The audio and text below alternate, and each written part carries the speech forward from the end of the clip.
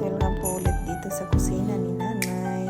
So, ang lulutuin po natin ngayon is balfos, made of giniling na karne at saka yung cabbage po na yan. At ang tubig natin para dyan po natin i-blanch yung cabbage. So, kailangan po natin yan. Ayan, so habang po pinapainit natin yung tubig na i-blanch natin, kailangan po nating linisin itong cabbage natin na ito. So, tanggalin po natin yung tangkay niya doon sa loob para makapasok po yung mainit na tubig at mas madali po siyang ihiwalay ba yung mga leaf ng cabbage. So, kailangan po natin yung linisan dyan. So, yun, tanggalin po natin yung matigas doon sa may gitna ng cabbage para po mas madali po yan i-blanch. Pwede rin po na hindi tanggalin pero mas mahirap po kasi. So, ganyan po. Ayan po. So, i-blanch po natin yung cabbage kasi mainit naman na po yung tubig. Kaya ganyan po yung ginagawa ko, mag-blanch dyan sa cabbage para po magiging soft po yung kanyang leaf at saka madali po matanggal or kasi kailangan yan tanggalin isa-isa at mailagay po natin ng maayos at malinisan din yung bawat leaf ng cabbage niya. Yan is malinisan. So ganyan po, ganyan iniipit ko po siya isa-isa. Ganun lang po, tingnan po natin para hindi po maluto yung diba, at madali lang kasi maluto. So ganyan lang po ang pag-blanch natin hanggang sa matapos. Isa-isa po natin itong tinatanggal at ang tandaanan natin dito is huwag maluto yung cabbage kasi pag maluto na ay diluto na, hindi na magandang pambalot. So ganyan lang po yung aking ginawa sa aking pag-blanch. Yan, diba? Hanggang sa matapos po yan or hanggang doon sa pinakagitna niya sa maliit na bahagi ng cabbage na yan. So, ganyan lang po mga kapatid ang gawin natin. Kailangan natin siyang i-blanch para madaling linisin din po yan. So, ganyan lang po kapatid. Ayan. So, malapit na pong matapos itong aking binablanch na cabbage at aking ilalagay po ito sa pan para linisin ko din po isa-isa.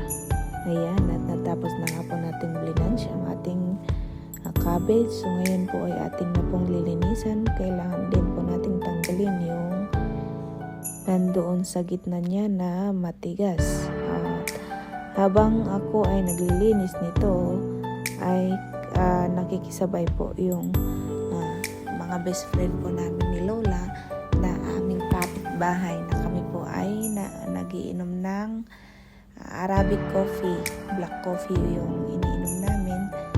At para hindi po ako maboring na maglilinis yan, talagang sinamahan po nila ako at sila din po ay nag-uusap-usap nila Lola na kung anong topic na po, kung anong topic nila ay nasa kanila na po yun. At lagi naman pong tungkol sa nangyayari ngayon ang kanilang pinag-uusapan. So habang ako ay busy na naglilinis dito sa cabbage na ito, at wag po nating itapon lahat yung ating tinanggal na ganon. At yan na po. So natapos ko na po. Akin lang pong hugasan ang aking kamay at itatapon po lahat yung tinanggal ko. Ngayon naman po ay atin na pong prituhin itong giniling na karne natin. So ayan, linagyan ko po siya ng mantika at linagay ko po yung karne na yan. At ganyan po, mix ko lang po siya. Halo-halo ko siya with the spices po. So linagyan ko na po ng spices yan.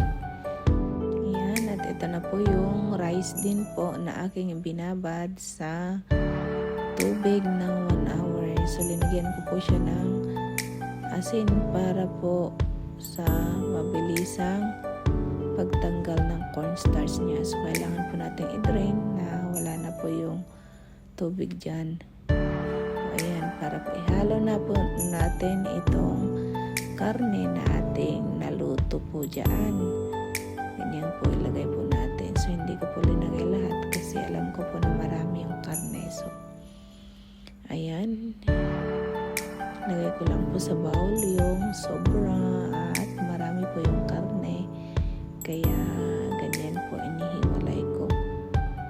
Ganyan po siya. Yung pagmix po natin dito ay lagyan po din po natin ng mga spices. So, ayan. Medyo mainit-init pa pero di bale at may kutsara naman. So, ayan. Ilagyan na natin ng spices at timplahin po natin. Ganon din po yung kanyang asin. Kailangan po nating timplahin. So, pag kulang pa sa tingin natin is dadagdagan lang po natin para po sa magandang lasa.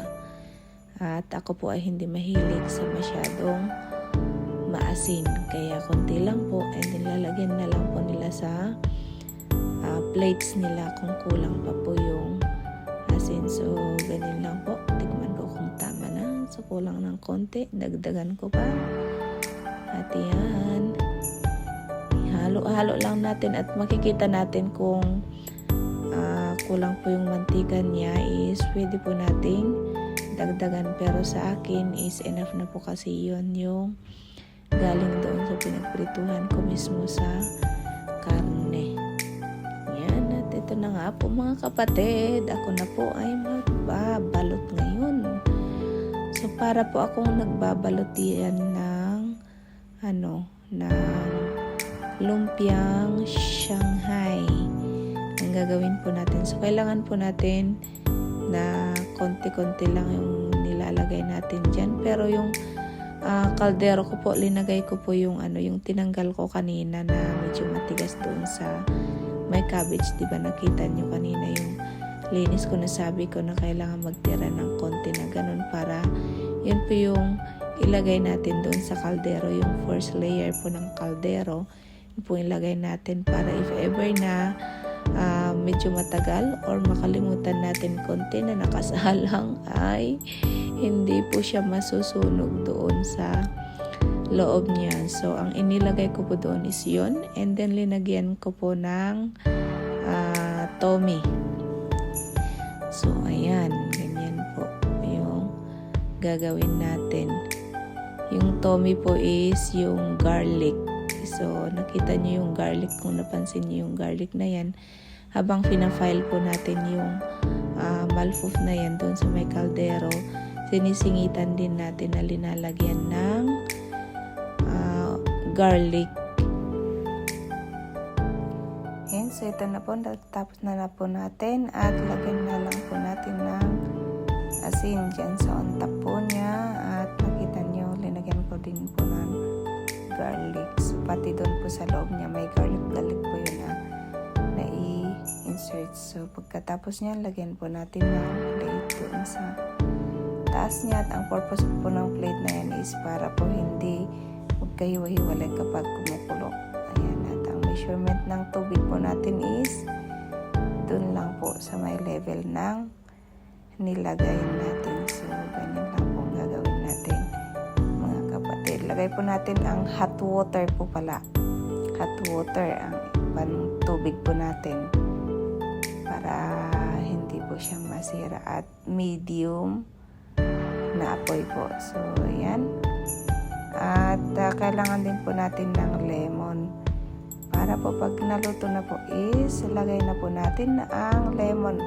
Pag alam po natin na konti na lang yung tubig niya ba, lagyan na po natin ng lemon. And then, antayin konti, kumulo konti. And then, patayin na po natin kasi hanggang ma-empty po ang tubig niyan bago natin patayin at yun po ay naluto na. Huwag po nating patayin kung may tubig pa po. Kailangan pong empty po yung puwetan ng kaldero sa tubig. So, medyo pinalakasan ko po yung tubig niya. Esto caliente, Eshada. Beautiful. Yeah.